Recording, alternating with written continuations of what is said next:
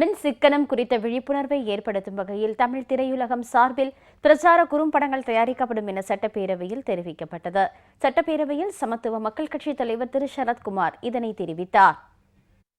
மாண்புமிகு பேரவைத் தலைவர் அவர்களே, மாண்புமிகு அமைச்சர் அவர்கள் சிறப்பாக எப்படி சிக்கனத்தை கடைபிடிக்க வேண்டும் என்று சொல்லி, எப்படி நாம் சிக்கனத்தை மின்சாரத்தில் மட்டுமல்ல மற்ற துறைகளிலும் அது பணமாக இருக்கட்டும் சேமிப்பு என்பது மிக மிக அவசியம் என்று சொல்லியிருந்தார்கள். உண்மையிலே சேமிப்பு மிக மிக அவசியம்.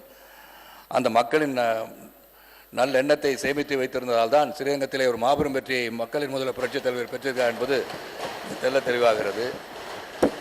இங்கு மற்றும் ஒரு கருத்தையும் மாண்பு அமைச்சர் அவர்கள் தெரிவித்திருக்கிறார்கள்.